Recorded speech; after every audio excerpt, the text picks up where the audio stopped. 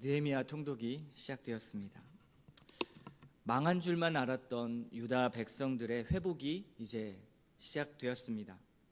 예레미야를 비롯한 많은 선지자들이 경고했던 그 심판의 예언이 이제 성취되었고요. 이제는 소망의 예언이 조금씩 성취되어 가고 있는 과정을 우리는 함께하고 있습니다. 지난 시간 느헤미야서가 에스라와 한 책이라는 사실을 배웠죠.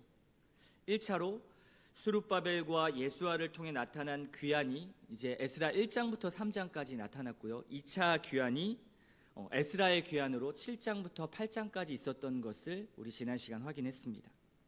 그리고 이제 이어지는 느헤미야서에서 3차 귀환이 일어납니다. 느헤미야의 귀환은 곧 성벽의 재건으로 이어지게 되지요. 이것이 느헤미야의 1장부터 7장까지의 이야기가 되겠고요. 8장부터 13장까지가 이제 유다 백성들의 영적 개혁의 그런 개혁들이 일어나는 것을 볼 수가 있습니다. 느헤미야라는 인물은 어떤 사람일까요? 유다가 패망한 후에 포로로 끌려온 자들의 아들로서 페르시아에서 태어난 사람입니다. 유다 사람이지만 페르시아에서 태어났죠. 비유하자면은 대한민국 사람이 미국이나 호주 같은 곳으로 이민을 가서 1.5세대 자녀를 낳은 그 1.5세대를 말하고 있습니다. 즉 유다와 페르시아의 이중 문화권에 속한 유대인이었습니다. 자세한 배경은 알 수 없지만 성경의 정보로만 볼 때에는 느헤미야는 당시 바사 제국이라는 그 페르시아의 왕 아닥사스다의 술 관원을 맡은 자라고 소개하고 있습니다. 그 자리는 꽤나 높은 자리이죠.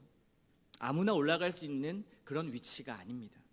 오늘날로 말하면 참모총장이나 또는 대통령 비서실장과 같은 그런 왕과는 굉장히 밀접하게 닿아 있는 그런 직분을 맡고 있는 것을 볼 수 있습니다. 비록 포로의 신분이었지만 그리고 타국에 와서 살고 있지만 그는 많은 사람들이 부러워할 만한 위치에서 굉장히 안전하게 지낼 수 있었던 그러한 사람이었습니다. 그런데 어느 날 느헤미야가 그러한 왕궁 수산궁에 있는데 하난이라는 느헤미야의 동생이 유다에서 오는 것을 소식을 듣게 됩니다. 그래서 느헤미야는 하나니에게 그들의 형편을 묻게 되죠. 그때 하나니의 대답은 매우 절망적이었습니다. 그 지방 예루살렘에 남아있던 자들이 굉장히 큰 환난과 능욕을 받고 성문이 불타고 그리고 여러 가지 많은 괴로움과 어려움들을 당하고 있다는 소식을 듣게 되었습니다. 그때 느헤미야는 매우 슬프고 간절한 마음으로 예루살렘을 위해서 하나님 앞에 기도하게 되죠. 느헤미야는 하나님의 성품에 의지해서 자기 개인과 그리고 자기의 공동체를 위해서 회개 기도를 하고요. 그리고 그들을 위한 간구를 할 때 금식까지 해가면서 수일 동안 하나님 앞에 울며 기도했다라고 성경은 말하고 있습니다. 느헤미야의 마음 굉장히 간절하고 애가 타지요. 또 유다로 가서 이제는 그들을 돕고 싶어하는 마음이 간절해지기 시작했습니다. 느헤미야에게 이러한 마음이 있게 된 이유가 무엇일까요? 1.5세대 이민자이고 그리고 한 번도 유다에 가본 적이 없는 그가 이런 마음을 갖게 된 이유가 무엇일까요? 느헤미야는 자신이 바사 제국에 있기는 했지만 타국에 있기는 했지만 언제나 하나님의 택한 백성인 것을 잊지 않았던 사람입니다. 자신이 누구인지 자신이 어디로부터 왔는지를 알고 있는 사람이었습니다. 또한 하나님이 택하신 자기 민족에 대한 그 하나님의 사랑과 그 마음의 부담이 자기에게 늘 있었던 것입니다.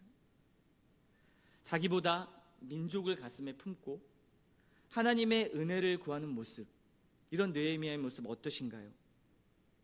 어제 우리 말씀을 통해서 에스라가 하나님 말씀에 두려워 떨었다라는 것을 말씀을 보았습니다. 자기 공동체의 죄를 자신의 죄처럼 하나님 앞에 울며 회개했던 그 목자 같은 리더십을 보지 않았습니까? 느헤미야도 마찬가지입니다. 에스라와 같이 하나님을 사랑했고 하나님이 사랑한 그리고 하나님이 택하신 이스라엘 민족을 사랑했습니다. 그러한 지도자였죠. 저는 오늘 이 느헤미야라는 인물을 통해서 하나님께서 우리에게 원하시는 마음을 몇 가지 함께 나누려고 합니다. 하나님께서 우리에게 원하시는 마음, 느헤미야뿐만 아니라 우리에게 원하시는 마음이 있습니다. 오늘 말씀 먼저 1절에 보면 느헤미야가 있었던 곳은 어디입니까? 수산궁이라고 말합니다. 그의 몸은 수산궁에 있었지만 그가 마음에 두고 있는 곳은 어디입니까? 유다입니다. 황폐하고 불타버린, 치유와 회복이 필요한 땅, 간절하게 어떤 누군가의 도움이 필요한 땅, 그 땅이 유다 땅이었습니다. 저는 이 부분이 굉장히 주목이 되었습니다. 원래 느헤미야서를 읽을 때 쭉쭉 읽어 나가지만 지금 느헤미야가 있었던 이 수산궁이라는 단어를 주목해서 본 적은 별로 없었던 것 같습니다. 저를 비롯한 대부분의 성도들은 아마도 유다가 아닌 수산궁에 늘 거하기를 원할 것입니다. 굉장히 개인화되어가는 이 세상 속에서 굳이 나 하나 또는 우리 가족 잘 살면 되지, 굳이 다른 사람까지 신경을 써야 하나 라는 이런 이기주의가 굉장히 만연해졌죠. 그리고 너무 익숙한 가치가 되었습니다. 이런 자기중심적인 어떤 인간의 이기심과 교만함이 세상을 황폐하게 만들어가고 있습니다. 비록 나의 작은 이기심 하나이지만 이것이 많은 사람들이 모이면 결국 사회와 나라와 국가의 이기심이 되는 것이죠. 우리도 그 영향권 아래에서 자유롭지 않습니다. 과거의 역사라고 다릅니까? 그렇지 않습니다. 이 죄는 이미 아담으로부터 가인으로부터 우리는 이어졌다는 것을 지난 주일 말씀 시간에 이미 확인했지 않습니까? 그런데 느헤미야는 이런 우리의 생각을 완전히 뒤집습니다. 수산궁의 어떠한 풍요로움에도 미련을 두지 않고 유다로 떠나기를 자처하고 있습니다. 어떻게 그럴 수 있었을까요? 이것이 믿음 아니겠습니까? 무엇이 그를 죄로 가득한 인간의 생각과 굉장히 반하게 다르게 생각하도록 만든 것일까요? 우린 여기에 주목해야 됩니다. 그는 자신의 신분을 알았고 그리고 자신의 본향을 알았습니다. 비록 자신의 몸은 바사 제국에 있지만 자신의 신분과 자신의 본향은 유다 땅이라는 사실을 알고 있었던 것입니다. 그것은 하나님께서 택하신 백성이라는 신뢰, 그 믿음이 있었던 것이죠. 어떻게 그 사실을 알 수 있습니까? 느헤미야의 기도와 간구를 한번 보면 알 수 있습니다. 5절입니다. 느헤미야의 고백이 이렇죠.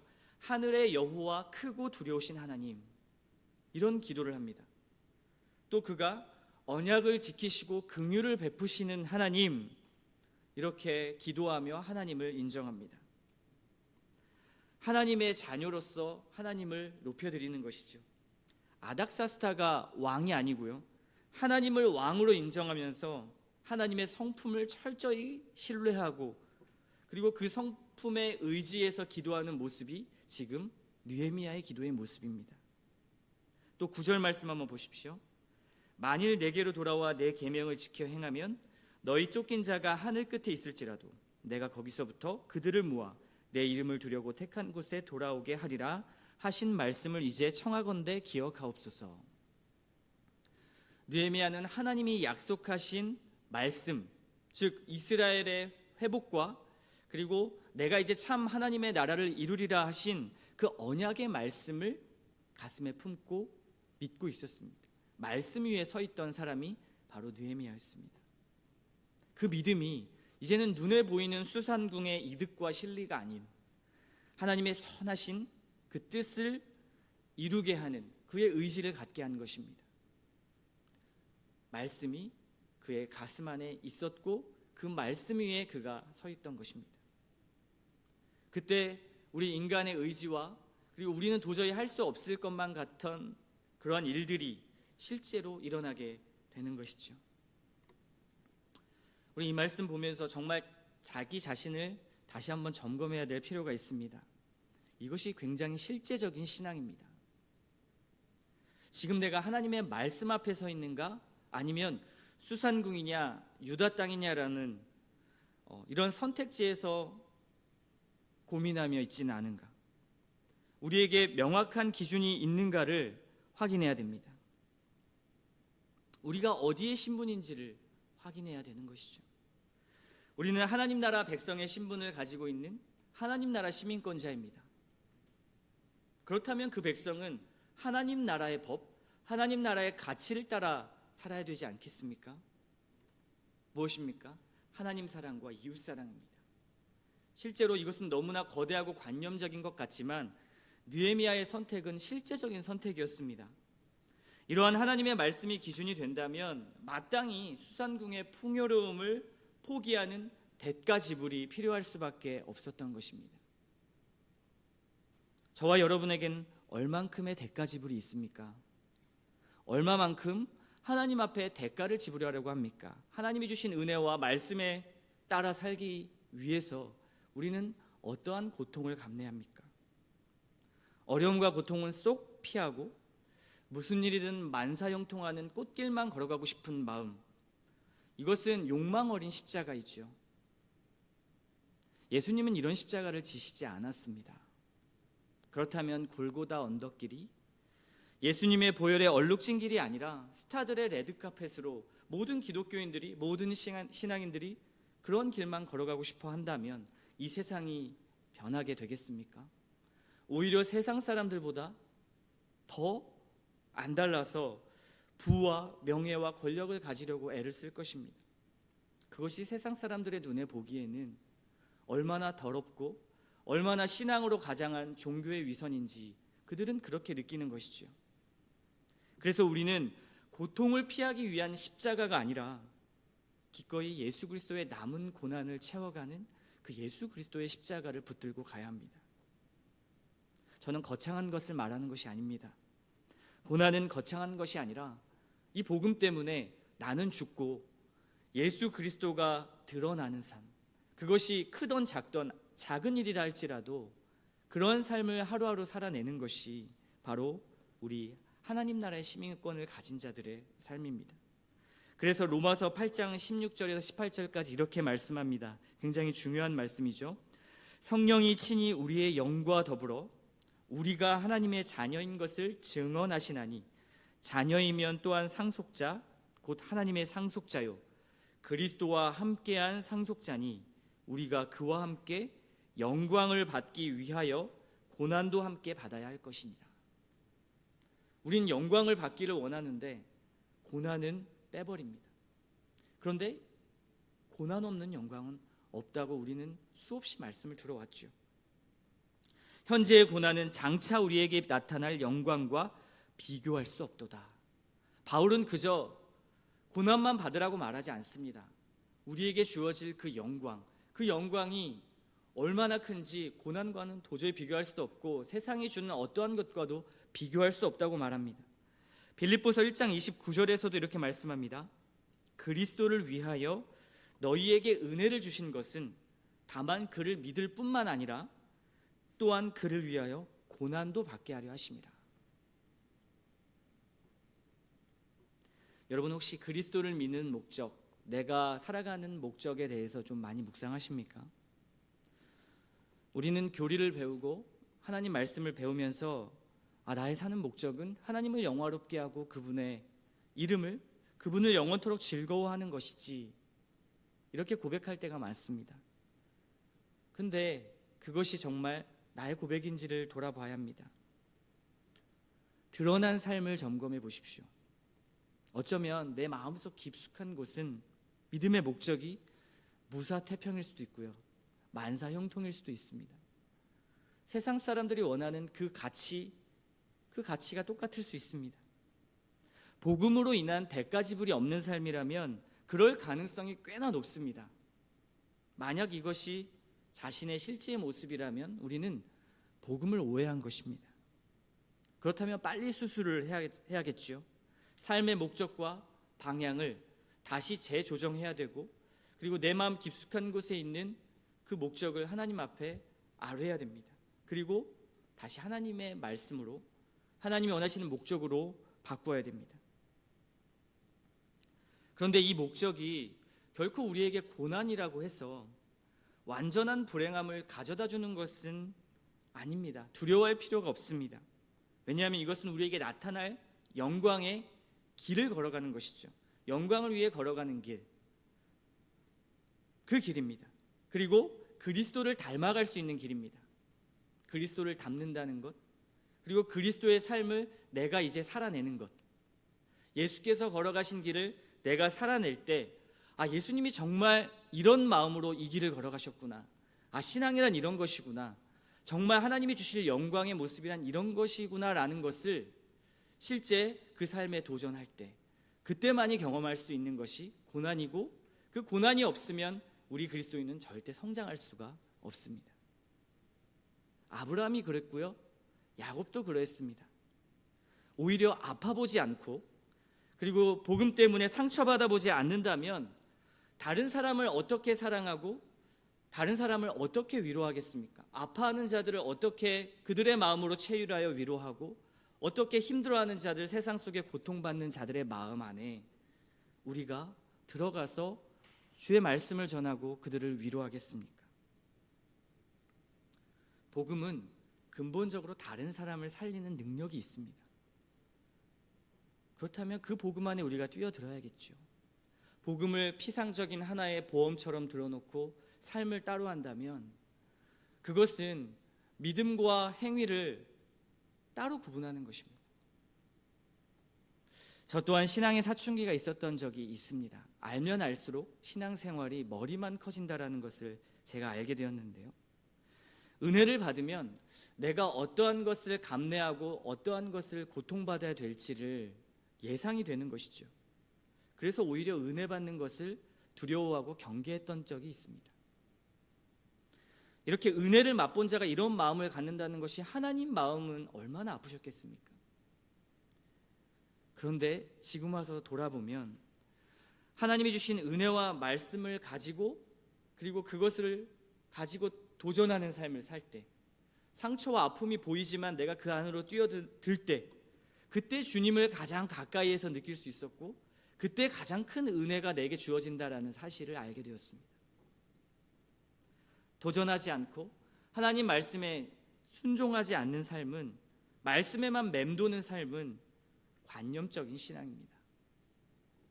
두려움 때문에 발을 내딛지 못하는 신앙, 우리 인간적으로 보면 너무나 이해가 되지만 하나님의 입장에서 보면 한 발만 떼면, 두 걸음만 떼면 내 은혜 안에 깊이 들어올 수 있는 하나님의 섭리들이 있음에도 불구하고 우리는 들어가지 못하는 것입니다. 그렇다면 어떠한 강단에서 선포되는 말씀이라 할지라도 모든 말씀이 부담이 될 수밖에 없습니다. 작은 말씀 하나도 실천하지 못하는데 어찌 우리가 세상 가운데 복음을 전하고 복음 때문에 고통을 당할 수 있겠습니까? 그래서 느헤미야는 하나님의 언약, 즉 말씀에 근거한 삶이 무엇인지를 잘 보여주고 있습니다. 2절에 보시면 그는 유다와 예루살렘의 형편에 대해서 묻습니다. 자신의 민족이기 때문에 그 형편을 묻죠. 좀 더 신학적으로 말하면 같은 하나님 나라의 백성이기 때문에 그들의 형편을 묻고 있습니다. 느헤미야는 그의 기도도 매우 공동체적이었죠. 자신의 죄만을 위해서, 자신을 위해서만 기도하지 않고 공동체를 위해 기도했습니다. 그런데 그의 생각도 매우 공동체적입니다. 유다의 형편을 묻는 것, 여러분은 옆에 있는 형제 자매의 형편을 얼마나 묻고 계십니까?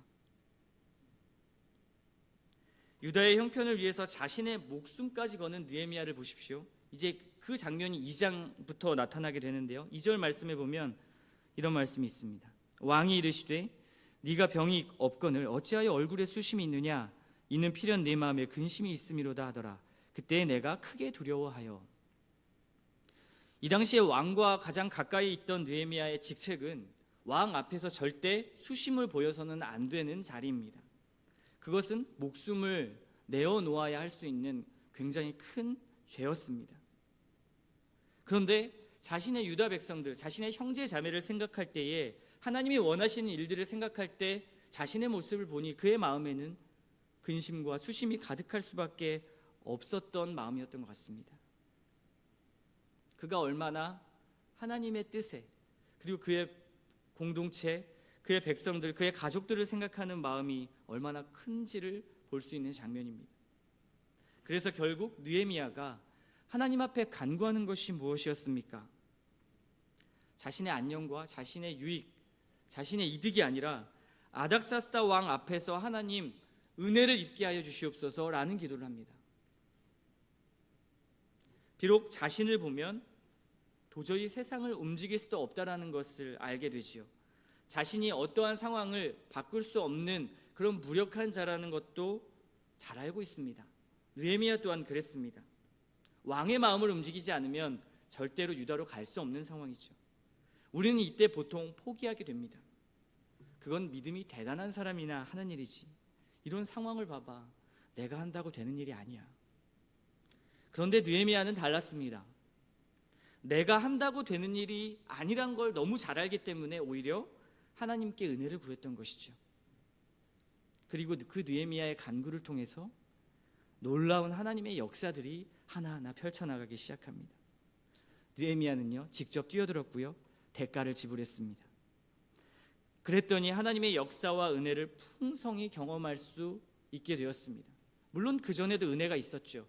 더 깊은 은혜를 경험하게 되는 것입니다. 가만히 있었다면 도저히 경험할 수 없는 일들을 하나님을 의지하는 기도와 그리고 그 순종, 행함을 통해서 더욱 경험하게 되는 것입니다. 그 일들이 이제 2장, 3장부터 쭉 이어지게 되는 것입니다. 말씀을 정리하겠습니다. 느헤미야의 이름의 뜻을 풀이하면 주님께 위로받다라는 그 이름의 뜻이 있습니다. 그의 이름처럼 그는 주님께 위로받은 자로서 다른 사람을 위로하는 일에 쓰임을 받았던 사람입니다. 그에게 있던 하나님의 말씀과 그 사랑이 개인을 위한 기도보다 공동체를 향한 기도라는 것을, 그들의 형편을 묻는 실제적인 행함으로 묻어 나왔다는 것을 기억하십시오. 그래서 그가 어떻게 행했습니까? 수산궁에서 나와서 이제는 황폐한 유다 땅으로 가기를 기꺼이 감내했습니다. 자신이 생각한 것보다 훨씬 더 놀라운 하나님의 섭리들을 눈으로 보고 몸으로 경험했습니다. 나중에 2장으로 가면 아닥사스다 왕이 느헤미야에게 그냥 몸만 보내주는 것이 아니라 군사와 마병을 허락하죠. 정말 놀라운 일입니다. 유다를 지나가는 길목을 자유롭게 갈 수 있도록 그의 인장이 찍힌 왕의 조서까지도 허락해줘서 유다 땅에 편하게 갈 수 있도록 그 왕이 만들어줍니다. 실제로는 하나님이 만들어주신 것이죠. 하나님은 기꺼이 우리가 그 자신의 뜻 안에 들어오게 될 때 가능성이 없어 보여도 하나님을 신뢰하고 행함으로 그것을 순종할 때 깊은 하나님의 은혜와 섭리들을 하나하나 경험하게 하십니다. 분명한 것은요, 느헤미야가 하나님의 말씀과 뜻을 위해 기꺼이 자신의 삶을 드렸다는 것입니다. 우린 이런 본문을 보면 굉장히 거창하고 우리가 대단한 일을 해야 될 것 같지만 그렇지 않습니다. 하나씩 그 복음의 가치를 가지고 세상에 한번 도전해 보십시오. 하나님의 백성으로, 그리스도의 제자로 다른 국적을 살아가는 그런 불편하고 때로는 작은 두려움들을, 그런 작은 대가 지불들이 하나하나 모일 때에 하나님의 은혜가 무엇인지, 하나님의 섭리가 무엇인지를 우리는 구체적으로 경험하게 될 것입니다. 문제는 말씀을 가지고 도전하지 않는 것입니다. 더 깊게 말하면 말씀을 신뢰하지 않는 것입니다. 언제까지 우리는 수산궁에만 있을 수 없습니다. 이제 유다를 향해서 한 걸음 그 걸음을 떼고 느헤미야와 같이 그들의 형편을 묻고 그들을 위해 기도하는 그런 성숙함으로 나아가야 하지 않겠습니까? 그때 하나님께서 이루실 일은 아닥사스다라는 거대한 세상을 움직일 것입니다. 내가 움직이는 것이 아니라 하나님이 움직이십니다. 하나님의 말씀과 약속을 기대하십시오. 그렇다면 느헤미야에게 주셨던 그 은혜를 우리에게도 동일하게, 이 아침에 동일하게 주실 것입니다.